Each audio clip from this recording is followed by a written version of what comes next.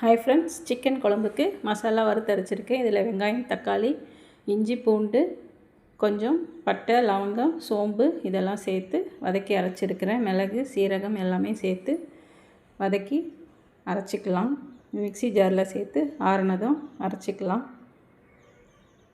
நல்லா நைஸாக அரைச்சிட்டு சிக்கன் குழம்பு இது மாதிரி செஞ்சு பாருங்கள். ஒரு பாத்திரத்தில் எண்ணெய் ஊற்றி பட்டை, லவங்கம், பிரிஞ்சி இலை சேர்த்து நம்ம அரைச்சி வச்ச மசாலாவையும் சேர்த்து கொஞ்சம் எண்ணெயிலே வதக்கிக்கலாம். இப்போது சிக்கனையும் சேர்த்து நல்லா பிரட்டி விட்டு ஒரு 5 நிமிஷம் அந்த மசாலாவோட வேகத்து விட்டுக்கலாம். அந்த மிக்ஸி ஜாரை கழுவி அந்த தண்ணியும் கொஞ்சம் ஊற்றிக்கிறேன். கூட கொஞ்சம் தண்ணி சேர்த்து உப்பு, மிளகாத்தூள் கொஞ்சமாக சேர்த்து சிக்கனை ஒரு 10 நிமிஷம் வேக விட்றேன். கொஞ்சமாக தேங்காய் அரைச்சி ஊற்றிருக்கேன். நல்லா குழம்பு நல்லா கொதிச்சிருச்சு, சிக்கனும் வெந்துருச்சு. இப்போ கொத்தமல்லி தூவி இறக்கிக்கலாம்.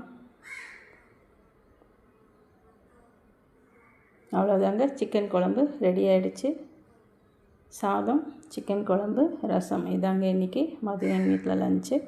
உங்கள் வீட்டில் என்ன லஞ்சுன்னு கமெண்ட் பண்ணுங்கள். இது மாதிரி சிக்கன் குழம்பு வச்சு பார்த்துட்டு எனக்கு கமெண்ட் பண்ணுங்கள். ஓகே ஃப்ரெண்ட்ஸ், பாய்.